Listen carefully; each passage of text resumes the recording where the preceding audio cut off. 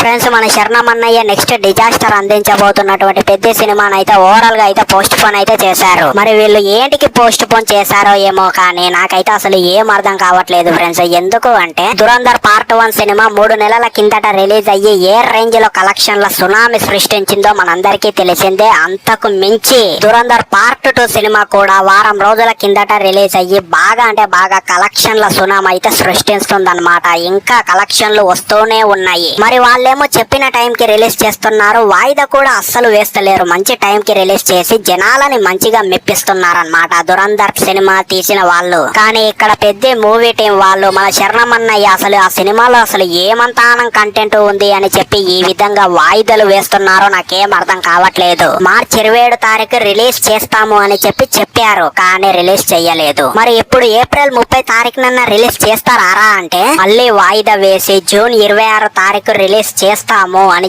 చెప్తున్నారు ఫ్రెండ్స్. అసలు వీళ్ళని అసలు ఏమనాలి అనేటువంటిది అయితే నాకైతే అసలు ఏం అర్థం కూడా అవ్వట్లేదు. అండ్ ఇక నన్ను అడిగితే ఈ పెద్ద సినిమాలో అయితే అసలు స్టోరీ గట్రా అసలు ఏం ఉండదు ఫ్రెండ్స్. అదే నీ అమ్మ పాత సినిమాల నుంచి రంగస్థలము ఇంకొన్ని సినిమాలు ఉంటాయి కదా, ఆ సినిమాల నుంచి కొన్ని క్లిప్స్ అన్ని దెంకొచ్చి పెట్టి ఏదో నీ అమ్మ కొత్తగా ఉంటుంది ఈ సినిమా అన్నట్టు చూపిస్తారు స్క్రీన్ పైన. కానీ అసలు ఏమనిపించదు, మనకు ఆ ఫీల్ అన్న కలుగుతుందా అసలు థియేటర్ లో చూస్తున్నప్పుడు? మీరే నిజంగా చెప్పండి ఒకసారి. మహా అయితే పెద్ద సినిమాలో స్టోరీ ఏముంటుంది? హీరోకి ఏ పని పాట లేకుండా ఊరంతా గాలిగాన్లాకైతే తిరుగుతుంటాడు. ఒక రోజు అదృష్టం కొద్దీ హీరోయిన్ కనిపిస్తుంది. అక్కడి నుంచి పీతి లవ్ స్టోరీ స్టార్ట్ అవుతుంది. ఇక ఆ తర్వాత వాళ్ళ ఇంట్లో ఎవరు ఒప్పుకోరు. ఆ తర్వాత పెద్ద సినిమాలో గ్లిమ్స్ లో చూపించినటువంటి ఆ క్రికెట్ ఆడేది ఉంటుంది కదా, అది ఏదో పెట్టాలి కాబట్టి పెట్టాలి అన్నట్టయితే బలవంతంగా ఆ పర్టికులర్ స్టోరీని అయితే పెడతారనమాట. ఇంకా ఏముంటుంది అసలు ఇలాంటి స్టోరీలు మనం ఎన్ని సినిమాలలో చూడలేమో? మీరే చెప్పండి ఫ్రెండ్స్ ఒకసారి. ఇలాంటి స్టోరీ బేస్ తోటి ఉన్న సినిమాలు మనం చాలా చూసాము. అంతెందుకు మొన్న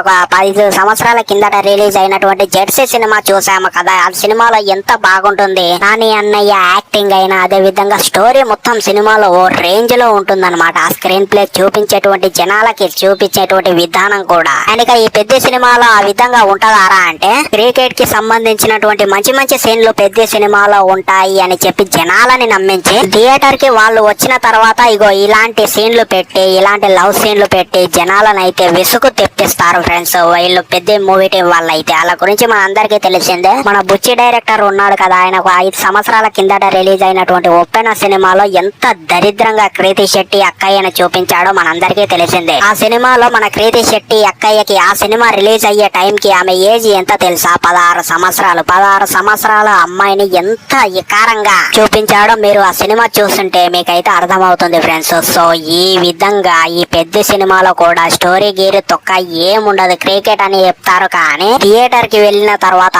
జనాలందరిని అయితే ఎడ్డి గొర్రెలని అయితే చేస్తారు. క్రికెట్ చూపించండి రా నాయన అంటే జాన్వీ కపూర్ అక్కయ్య బ్యాక్ ని చూపించి అయితే బిసుకు తెప్పిస్తారు. సో ఇక వీడియో అయితే ఇదే ఫ్రెండ్స్. ఇక ఈ వీడియో మీకు ఏ విధంగా అనిపించింది అనేటువంటిది డెఫినెట్లీ కింద కామెంట్ సెక్షన్ లో చెప్పండి. మన ఛానల్ ని సబ్స్క్రైబ్ చేయండి. ఇలాంటి జెన్యూన్ వీడియోలు మన ఛానల్లో రెగ్యులర్ గా వస్తుంటాయి అన్నమాట. సో మరి ఉంటా, అప్పటి వరకు సైనింగ్ ఆఫ్, బాయ్.